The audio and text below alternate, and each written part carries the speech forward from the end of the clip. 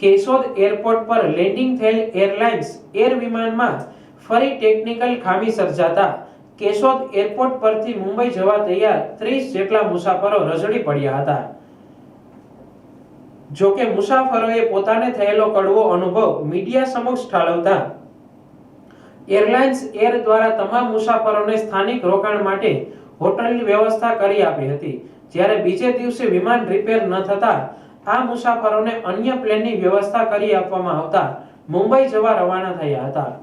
આ અંગે મળતી વિગત મુજબ જૂનાગઢ અને સોમનાથ નજીક આવેલ પર્યટન સ્થળોએ ફરી કેટલાક મુસાફરોએ કેશોદ એરપોર્ટથી વિમાનમાં મુંબઈ જવા ટિકિટ બુકિંગ કર્યું હતું, જેમાં રૂટીન સમય બતાવ્યા પ્રમાણે એરલાઇન્સ એર વિમાનની રાહ જોઈ બેઠા હતા।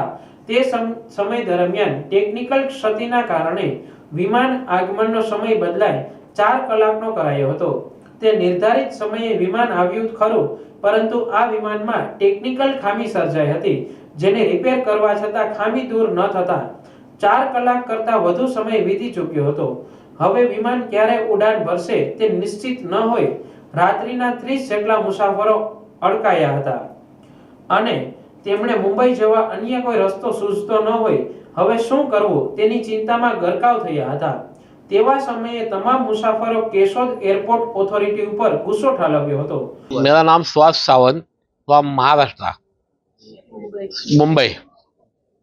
अभी क्या हुआ है, क्या दिक्कत हुई है? अभी यहाँ से लास्ट का बोल देता हूँ मैं। यहाँ पे प्लेन के लिए आए थे। प्लेन का टाइमिंग 4-4:30 बजे का था। 2 बजे यहाँ हम पहुँचे। उसके बाद यहाँ पे रुक गए। वो प्रॉब्लम चालू था प्लेन का, वो तो प्रॉब्लम था, वो भी हमें लगा अच्छा होगा। उसके बाद सबसे बुरी बात क्या है कि उन लोगों ने बोर्डिंग टिकट दिया। बोर्डिंग टिकट दिया तो हर एक को तसल्ली होता है कि अभी अपना टाइम से शेड्यूल में प्लेन चलने वाला है। हम खुश थे। तो 4 बजे 4:30 बजे 5 बजे तो कोई पूछने के लिए कोई आया नहीं। हर एक आदमी को हम पूछते थे कि गाड़ी का क्या हुआ, प्लेन का क्या हुआ, प्लेन का क्या हुआ। तो वो कहते थे नहीं वो छूटने वाला है, वो बाद में बोलेंगे, वो करेगा, ये होगा। यहाँ पानी भी नहीं पीने को, कुछ भी नहीं था। हमारी इतनी रिक्वेस्ट थी, बस विनंती थी बस कि एक मैनेजर ने आके बताना चाहिए था 4-4:30 बजे यहाँ कुछ प्रॉब्लम है विमान में, हम कुछ नहीं कर सकते, कोशिश तो चालू है, अभी क्या करने का क्या दो। ये बोलने के बाद अगर उन्होंने बोल दिया होता कि ये छूटने वाला नहीं है करके 5-5:30 बजे, तो हम कुछ ना कुछ तो अपना बंदोबस्त कर देते। अभी यहाँ इस जंगल में यहाँ पे कुछ भी सुविधा नहीं है, तो हम क्या करेंगे, हमारा क्या करने का। तो उसके लिए मुझ से अच्छे शब्द होने चाहिए थे कि यहाँ पे पूरा प्रॉब्लम है, हम कुछ कर नहीं सकते। ये तरीका नहीं है, हम लिख के देता हूँ, मैं आपको कुछ मदद नहीं करता हूँ। ये चेयरमैन मैनेजर का बात का है, ये हमको अच्छा नहीं लगा।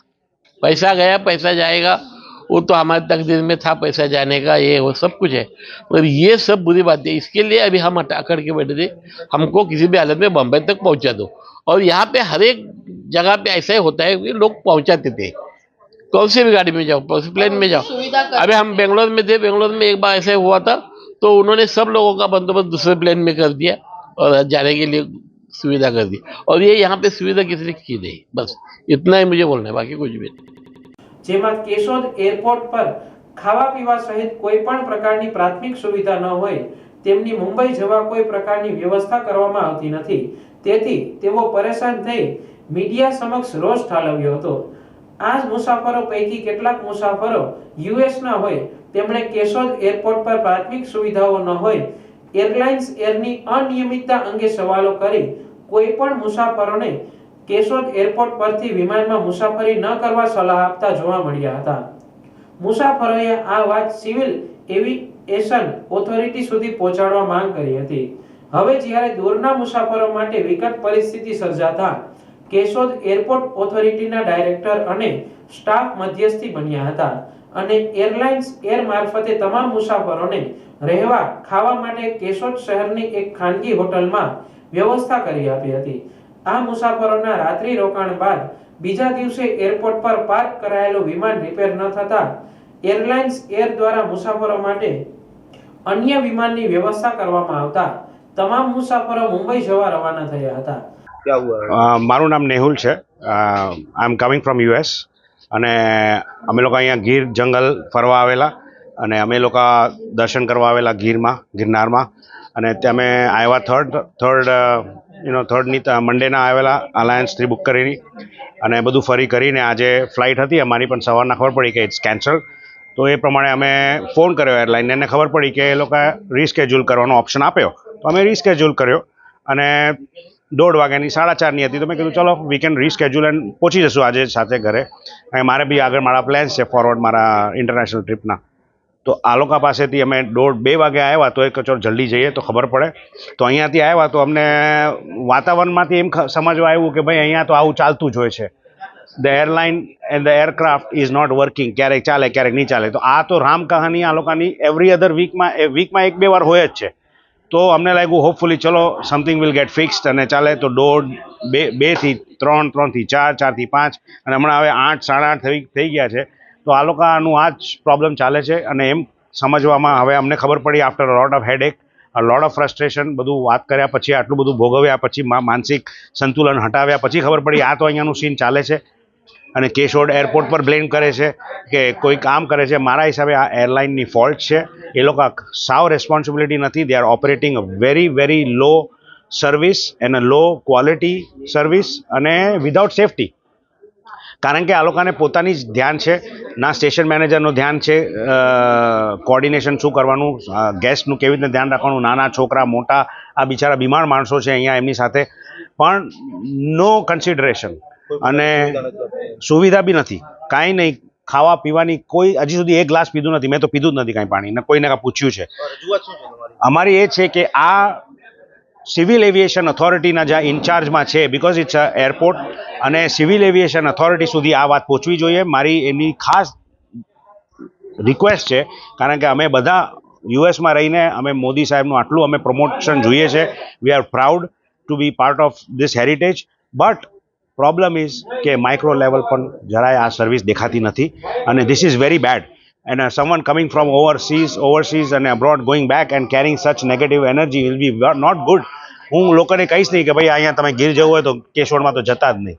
એટલે આ રીતના is not going to be good for everybody. So I request the Civil Aviation Authority to pay attention, to fix the broken system, to fix the airport, to fix the service and to fix the airline. Airlineમાં ઘણો problem છે. આપને જણાવી દઈએ કે લાંબા વખતથી airlines એરમાં technical ખામી સર્જાતી હોવાની ફરિયાદ ઉઠવા પામી છે. આ અંગે સ્થાનિક એરપોર્ટ ઓથોરિટીએ સરકાર દ્વારા એરલાઇન્સ એર દ્વારા નવા વિમાનને આ રૂટ પર સામેલ કરવા સૂચન કર્યું હતું. જો આ રૂટ પર વારંવાર વિમાન સેવા રદ થતી રહેશે તો કેશોદ એરપોર્ટ પરથી મુસાફરો મુસાફરી કરવાનું ટાળશે. તેવી સ્થિતિ નિર્માણ થાય તે પહેલા કેન્દ્રની એવિએશન ઓથોરિટી અને સ્થાનિક પ્રશાસને મુસાફરોની સુરક્ષા અને સમયના બંધનને જોઈ પગલાં ભરવા જોઈએ તેવી માંગ ઉઠવા પામી છે. मेरा नाम शफीक शाह, एयरपोर्ट डायरेक्टर केशोद. आज यहाँ पर हमारा जो जहाज़ था केशोद से मुंबई जाने वाला, वो टेक्निकल ख़राबी की वजह से यहाँ पर रुक गया और पैसेंजर्स करीब 4-4.5 घंटे तक यहाँ पे परेशान रहे. इंतज़ार कर रहे थे कि जहाज़ चला जाए, लेकिन जहाज़ जा नहीं पाए.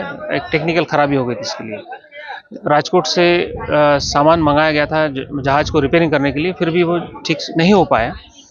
और एयरलाइंस की तरफ से कुछ सुविधा जो समय समय पर मिलनी चाहिए थी और उनको गाइडेंस मिलना चाहिए पैसेंजर को कि जहाज़ कब जाएगा कैसे जाएगा, उसमें क्लैरिटी ठीक से नहीं मिली.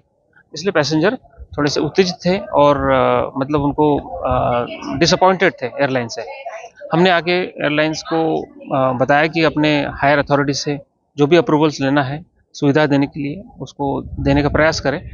इसी के लिए हम लोग यहाँ पर आए हैं. तो पैसेंजर बोल रहे हैं कि हमें बॉम्बे तक जाना है, अब सुविधा करो. हाँ, अभी वो एयरलाइंस को देखना है कि अल्टरनेट जहाज वो कितना जल्दी अरेंज कर पाती है और ताकि पैसेंजर को मुंबई ले जाया जा सके.